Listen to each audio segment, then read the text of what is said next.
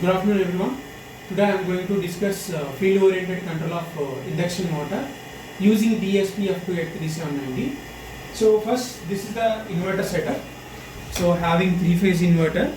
So and this is the driver circuit and those are the protection circuit, and we have a DC link capacitors over here, and we are sensing by using clamp meter DC link current.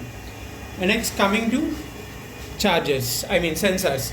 So there are 3 IA, IB, IC sensors is there, and this is the DC link voltage sensor to sense the DC voltage as well. So this is for just speed sensing inputs, and these are the transformers giving power supply to the sensors. And coming to this is the induction motor, having a 2.2 kilowatt induction motor. Rated speed is 1445 rpm, and the current is 4.8 amperes, and the power factor is full load power factor is 0.75. Now here by using model based development concept, we are going to discuss the field oriented control of induction motor. The first thing here I want to confirm is, here we are using stator reference frame but not rotor reference frame. Therefore I alpha beta is equal to ID IQ. So by using this concept and field oriented control concept, now I will demonstrate the I alpha beta and current and speed, how those are going to be varied. So now by using FOC control concept, now by changing the load, I will show you clearly I alpha I beta as well as how the set speed as well as the actual speed will be coming over here. Now I set speed I maintain here as 1500 rpm, right? Now I will load the motor and you can observe the I alpha I beta here.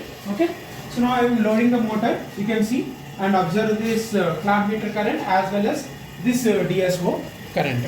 Okay, now I am changing the load.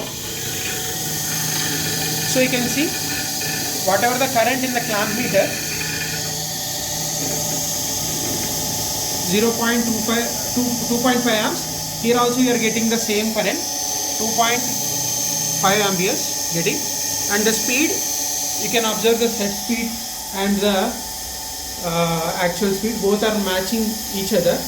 Now I am increasing the current again, you can observe the clamp meter, so the current is increasing and you can see the DSO value also same, and now the speed is also settled over here.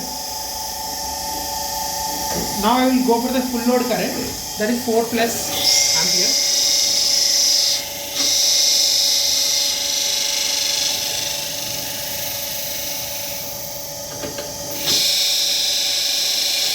Now you can see the current almost 4,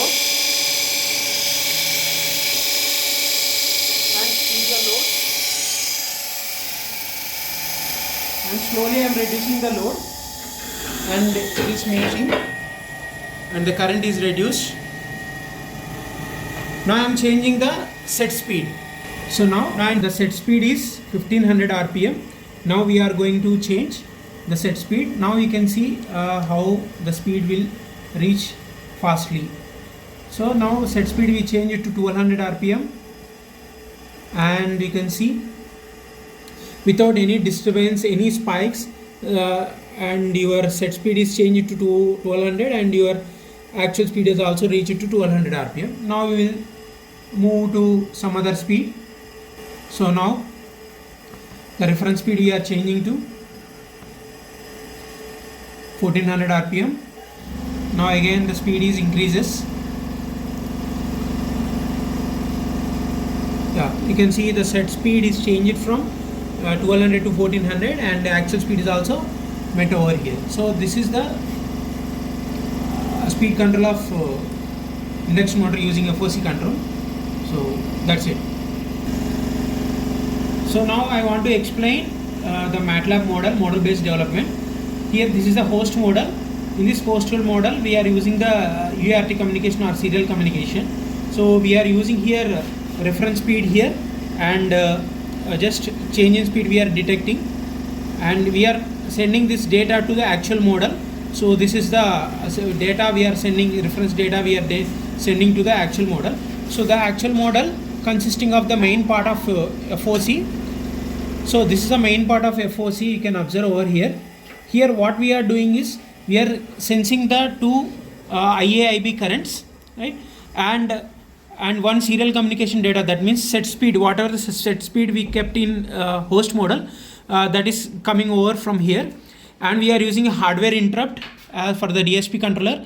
And next here two DAC channels we have used to sense the I alpha, I beta, and this is the EPWM blocks, and where we are getting the three phase modulating waveforms, right? VA, VB, VC, so voltage waveforms here. And now if you go inside here, hardware interrupt, we have a speed controller here, and next here we are sensing this actual speed over here.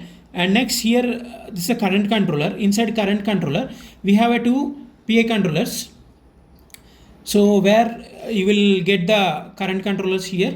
You can see the two PA controllers, right? So after two PA controllers we will get the VQ and VD reference.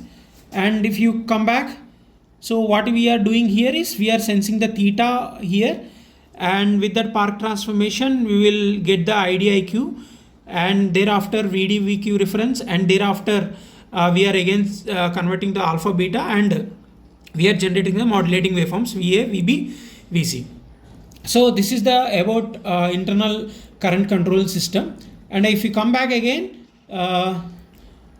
this is the speed control system, and the speed control feedback and slip speed estimation we have done over here, that is given to here to get the synchronous speed. And finally this is the overall system, which consisting of serial communication, hardware interrupt, and again this main current controller and DAC channels and EPWM blocks. Thank you.